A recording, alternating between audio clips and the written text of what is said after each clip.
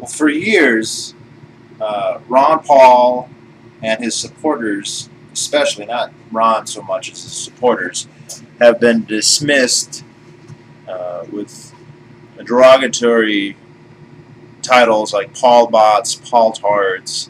Basically, the allegation being that they're cult members who have a slave-like devotion, or at the very least, incredible enthusiasm for Ron Paul, and that this enthusiasm is so strong that it more or less invalidates any argument they might make.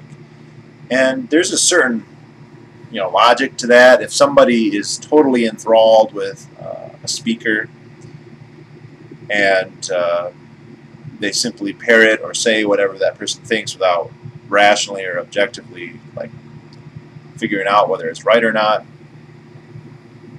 it makes sense sometimes to perhaps dismiss them. I mean, you should still weigh arguments on how good they are, but at some point, I guess, it could make sense. Now,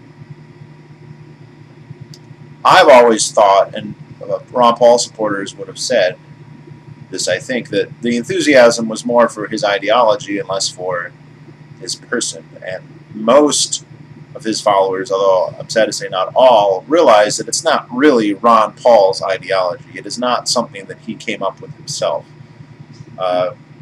Like everybody, he has a kind of mix of philosophies and economics and ideologies that's perhaps a certain blend that's unique to him. But he's mostly standing on the shoulders of quite a few other people. And most of his supporters, I think, really understand that, and they would respond to the Paul Tard or Paul Bot slur that the enthusiasm is for his ideas and not for his person. However, up until a few days ago, it may have been difficult to actually know that for sure. Is the enthusiasm for the idea or for the man, for the cult leader? Well, if there's one good thing about what Rand Paul has done, and I think there are more than one good thing, but if there is one thing I think we can all agree on, it is pretty much proven the Paul Tard, or the unthinking adherent of Ron Paul's cult of personality, to be a myth. There are very few, if any, such people in the world. How do we know this? We know this because of the very easy and quick condemnation so many of his supporters have laid against Rand and against Ron, because of what Rand has done, over what really is a very, very minor act. Especially for Ron. Ron has, as far as we can prove, done nothing. I'm sure he knew what was going to happen, and maybe it was even his idea, we don't know. But Rand endorsed Romney. Personally, I don't think it's a huge deal. And it's not like he came out and reintroduced the Patriot Act or made it worse or declared war on Iran. Actually, he's gone against all that stuff. He simply endorsed Romney, something that basically every candidate is more or less expected to do. Something that doesn't bind him in any way to do or say anything. And yet that is enough to have a large number, not all, but a large number of Ron Paul bots or tards categorically reject and revile either Rand or Ron or both. Let's juxtapose this for a minute against another prominent politician who also inspired cult-like following. That would be Obama and his Obama zombies, which were parodied very hilariously in The Onion right after he got elected. What has the response of the Obama zombies been to Obama? Obama didn't endorse some... I mean, he probably endorses lower-ranking Democratic candidates all the time to some level, although I think that's usually beneath the president to step in and It's usually a big deal just for even an ex-president to step in. But he's not declared war, but simply gone to war, basically abolished the Fourth Amendment, the First Amendment. He's assassinating Americans. He's continued drone strikes. He's done all kinds of things that were just egregiously antithetical to at least some of the rhetoric of probably everybody who's ever supported him. Not everything he's done is against it, but some. And some of it's been absolutely diabolical. What have the Obama zombies done about this? Nothing. Their reaction is either no reaction or increased enthusiasm. That's a cult of personality. That is people who cannot disassociate an ideology from a man. Whatever Obama says, they believe, even if he contradicts himself in every other sentence and with every other act, which he hasn't done. It would be an exaggeration to say he's contradicted everything he's ever said, but it's so common that it's something like that. So we knew this before what happened with Rand. We know that the vast majority of Obama's supporters are unthinking, blind zombies. The few who have even questioned him have done so in hushed tones, and always, or almost always, with the proviso and the qualification that they still prefer him to the Republican alternatives. So Cenk Uygur, for instance, he has called out Obama a few times and even acknowledged the duplicity of his actions compared to his running. The perception of what people thought he would be. Yet, his condemnation of potential Republican rivals far outweighs anything that Obama has done. It would have been very interesting, maybe, forgive me if I sound like I'm dismissing the possibility, it is a small possibility, but it would have been very interesting to see what Cenk Uygur would have done if Ron Paul had ran against Obama. My guess is that he would still support Obama with qualification, when if he was going to be really principled, there should be no question. So we can pretty much dismiss the myth of the Paul bots. And any of my subscribers who see this, I think they should remember to use this as pretty much an authoritative and convincing piece of evidence that there is no cult of personality around Ron Paul. Now, a lot of people, I don't want to say a lot of people, it seems like I'm referencing people indirectly or whatever. It's good that people are mad at something that a politician did. All right, politicians, including the Pauls, should be given very, very short shrift. We should not be. We should be very suspicious of basically everything they do, and I feel like the default should be if they mess up, we should almost assume that that's the way they're always going to be, and we should not trust their words. I mean, they are. It's a cliche, but it's true. They're liars with such regularity, and there's incentives for them to lie, and there's no disincentive for them to lie, and there's a history of them lying. So I'm not going to get mad at people who have just become apoplectic about this, but I do think that they're overreacting in this case. For one, neither Ron or Rand has ever, including up to this point, been purely, unadulteratedly principled, as has no one. All of us have done unprincipled things vis-a-vis the state and state power and politics. All of us. I've voted. I pay taxes. I obey most of the laws, including some that are not ethical or moral laws as far as I'm concerned.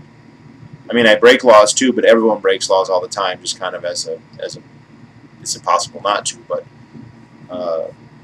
I don't have any subscribers who do not use any government services. Of course, they're coerced to do that, but still, it's not as principled as to somehow sequester yourself away and never ever use them. I referenced this to a couple people. About 2 years ago in the last election cycle, there was a controversy about Ron Paul. You can find a video of it. I believe John Bush from Texas Accountable Government did a video. Also, the LCL report. It's the guy. He's from Savannah, but he's got a channel called the LCL report. It's kind of like a Ridley report, sort of. A whole bunch of Ron Paul supporters got an email from the Ron Paul campaign, from Ron Paul, and it said, please go out and support so-and-so, the Republican candidates in Texas. And people are like, what? This doesn't make sense. They understood if he endorses people like Justin Amash or Rand Paul, but what are these? These were just regular Republicans with no discernible libertarian credentials whatsoever. And John Bush actually confronted Ron somehow at a rally or something and asked him about this. And Ron said that in order to keep his chairmanship of the subcommittee on banking, the one where he has grilled Bernanke, the one where he's called in Tom DeLorenzo and all these economists to talk about the Fed,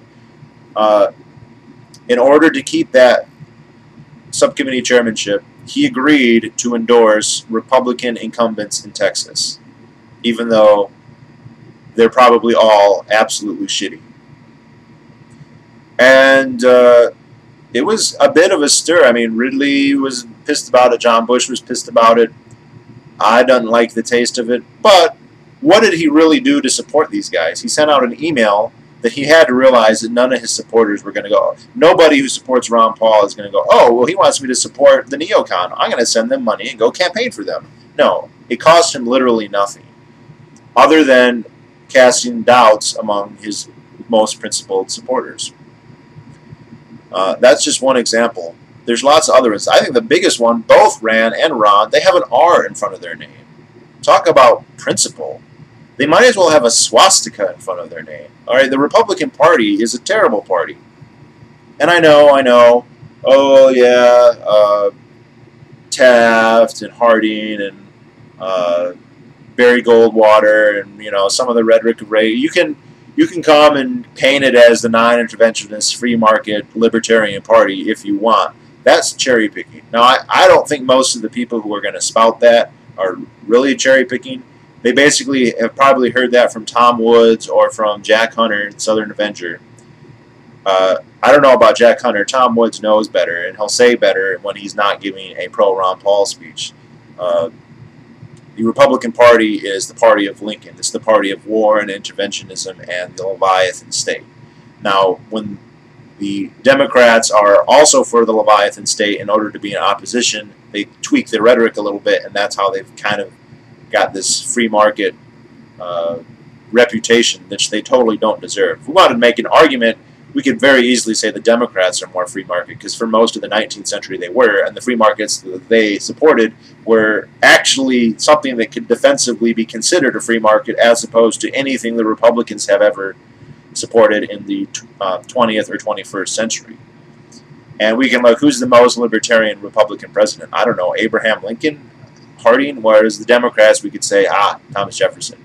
So the fact that they even run as a Republican is an enormous divergence from principle. But what does it really mean? It means they have an R in front of their name. And people who have Ron Paul's detractors have correctly said, look, he says he's a Republican, but look at what he says, look at what he does. He's a hardcore, he's not just a libertarian, he's a very hardcore libertarian. He's more minarchist than most, and perhaps even all, Libertarian Party candidates that there have ever been. They've kind of been a mishmash of washed-out Republicans, for which Ron Paul would best all of them, or more principled libertarians, of which Ron Paul would at least rank among the most radical, if not the most radical. I don't think he's more radical than Harry Browne, but they would be compatriots in ideology. I think Harry Browne has even been explicit about that, and Ron even, I'm not sure. So, when Rand Paul endorses Romney, it's no different than him endorsing the Republican Party. It really doesn't practically mean anything. There's no obligation that he's entailed by doing this. Now, if his actions change, well, that's different, and we should be really vigilant about that. But, you know, this is not unprecedented for Rand. When he ran for Congress, both in the primary and again in the general election, he ran much more as a hawk, as a traditional Republican, than he's governed. He has stood out in the Senate. There's nobody in the Senate that's been more libertarian than him. But when he campaigned, he didn't campaign as Mr. Libertarian. So that, to me, suggests a likelihood, not a certainty, but a likelihood that he he has concealed his true ideology rhetorically in how he speaks, but not how he votes. Another interesting thing about his endorsement, and Rise 2 Cents and some others pointed this out, they said, oh, it's so stupid. Listen to how he tries and justifies it. Listen to how he says that he and Romney have the same number of kids, and they have similar families, and their dads both ran for president. And isn't that pathetic? You know, this pathetic attempt. Well, listen, if he really only wanted power, and he didn't care about ideology, and he wasn't going to be a libertarian, then he could have been a lot better lickspittle than that. He could have lauded everything Romney's ever said. He could have said he's the man for the job, and we got to get Obama out, and blah, blah, blah, blah, blah. And instead, he's going at pains, like with a pair of tweezers, to find the least shitty things he can imagine, which, by and large, were things that have nothing to do with his political career. If he really was sacrificing principle for power, why didn't he give basically a stump speech for Romney? I mean, a real stump speech. If he only cares about power, then there's no reason not to. In fact, it's almost insulting to be so lukewarm in your... I mean, and he qualifies it that always his dad's his first choice, which, you know, okay, that's nepotism or whatever, that's family. But if he really, and this is the other thing people say, he just cares about power. If all he cared about power, he could have ridden on the coattails of his father and pursued a political career a long time ago. So why did he wait? Why does he bother with the libertarian voting record and the fairly libertarian rhetoric once he's been in office? Why does he even bother with that pretense? He's already been elected. He doesn't need the Young Americans for Liberty or the Campaign for Liberty to come out and campaign for him anymore. He could be establishment. He is establishment. He's a senator. He's an incumbent now. Why didn't he endorse Romney right away or a long time ago, or give him a much better... I mean, think about it. Oh, his kids... I remember being told by professors who... They talk about how they write recommendations or letters of recommendation, and they would say there's the best one, which is hire this person, they're the best person for the job, everything about this is amazing, they're a pioneer, blah blah blah, and it goes all the way down to the worst thing that they could say is, oh, they dress nice, they smile a lot, stuff that's irrelevant. Well, what is like 2/3 of what Rand Paul said? Stuff that's irrelevant.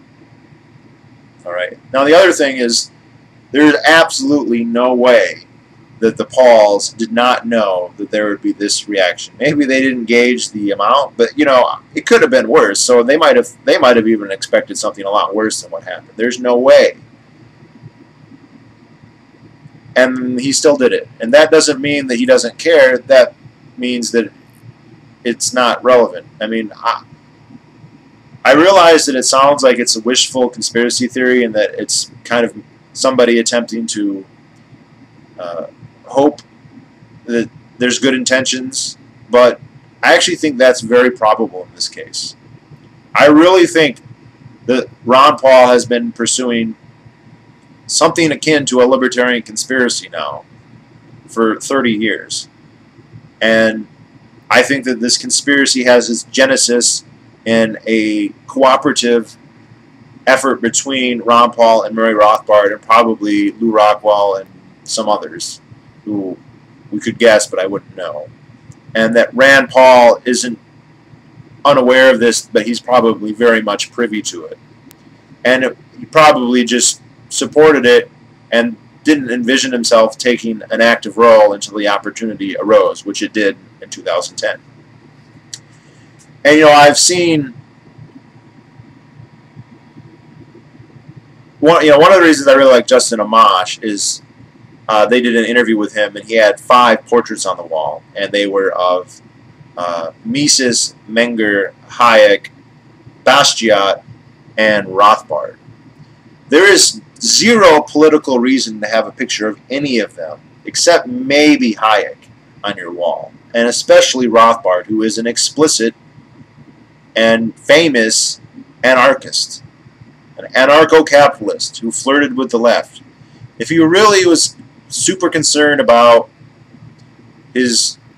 how people perceive him, and he would not have a Rothbard picture, let alone the other 4, sitting there and let cameras come and see them. Rand knew Rothbard personally. He's younger, but he was around then. He was an adult before Rothbard died. And he has acknowledged this. I forget which interview. Somehow it came up. It might have been Freedom Watch, but I don't think so. I can't provide a link because I'm sure I can't find it. But he said, yes, I knew Rothbard. And he didn't qualify that as, oh, what a horrible libertarian anarchist. He had no clue about the Constitution, blah, blah, blah, blah, blah. No such qualification whatsoever. Why would you drop that if you were that, because that would be poison within that could be poison for a political career. So there's no reason to drop it other than it's sincerely the case. And this is the other thing with Ron's rhetoric is he doesn't explicitly say he's an anarcho-capitalist. He explicitly says he's a minarchist. But when you get to questions about initiating aggression and that sort of thing, he defers and says, oh, well, if you're not hurting anybody, that's de facto anarcho-capitalism. When he says he wants a market and money, of all the things that the government needs to have a monopoly on to really maintain power, that's one of them.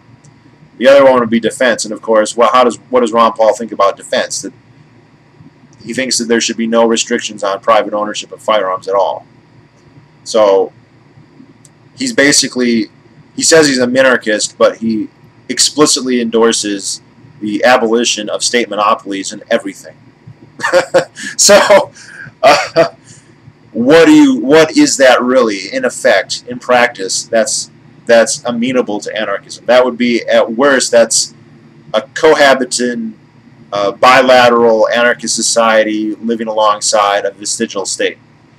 Rand has not been so clear rhetorically, but he hasn't been categorically against any of that either. So maybe it's wishful thinking. They are politicians both. They could have changed their minds. They could have been corrupted by power. Maybe they really are that different from each other. Maybe they really are. This is the weird conspiracy that it's secretly been plants this whole time. Webster Tarpley, if he believes that, is fucking worse than a tinfoil hat wearing person. Yeah, he's going to spend 30 years and basically spawn or greatly enhance one of the most threatening philosophical developments against the government in the long term. And to do it for what? So that they can make them look bad? Obviously, we're not their zombies to do whatever they say. And here's the thing. I just read The Market for Liberty by the Tannenhills, and one thing that they said that and it's kind of a dated book in a lot of ways, but one thing they said that I thought was really great is we have a huge advantage because the incentives in government are such that they don't care about long-term things. So Mitt Romney does not care if a libertarian movement is growing and becoming more powerful because all he cares about is being president now and for maybe another term after that. And so things that are likely to not affect that or even affect his election, he really couldn't care less about. And so if he thinks that a few words, an endorsement from Rand Paul will help him, even though that really means nothing, in the short term, he's going to value that more than the potential threat of legitimizing somebody who I think has, maybe some of you disagree, but has the potential to have antithetically destructive rhetoric.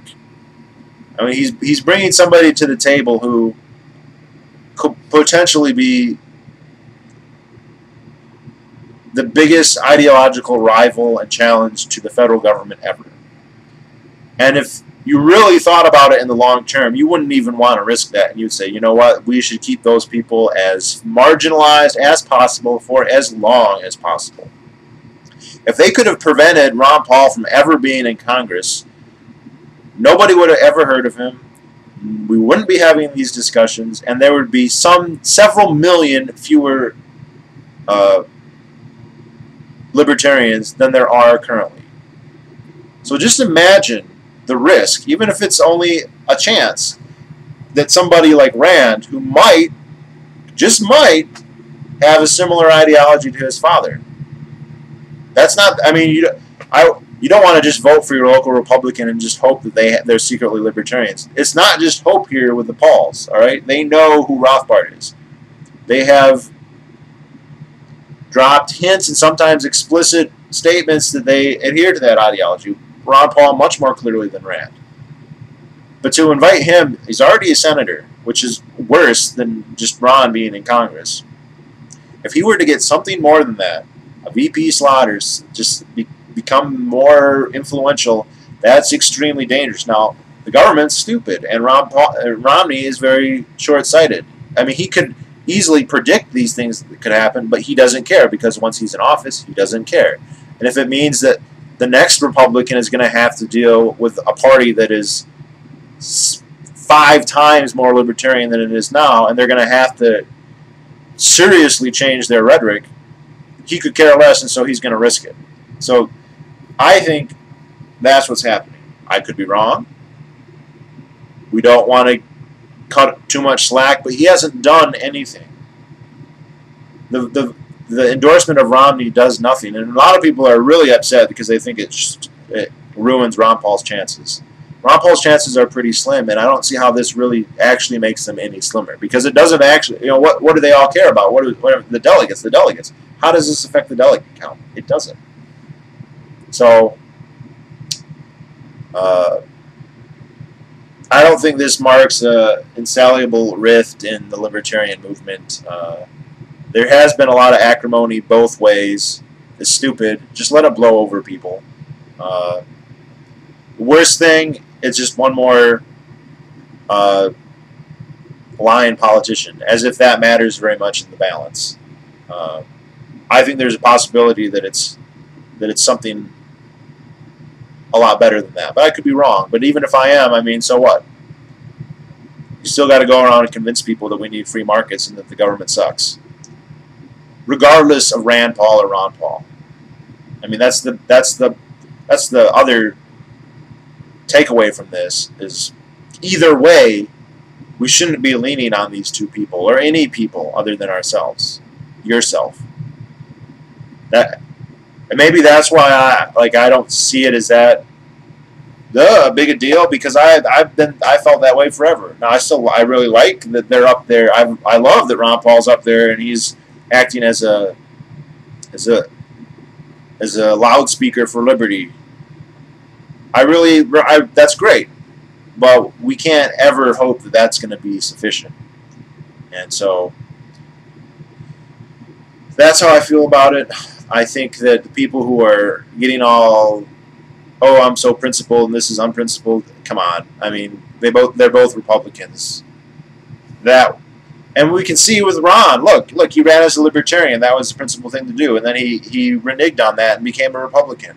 Isn't that fucking like a sellout? I don't hear anybody saying that. Oh, and then of course all the earmarks and all that stuff. Yeah, you can make an argument for it.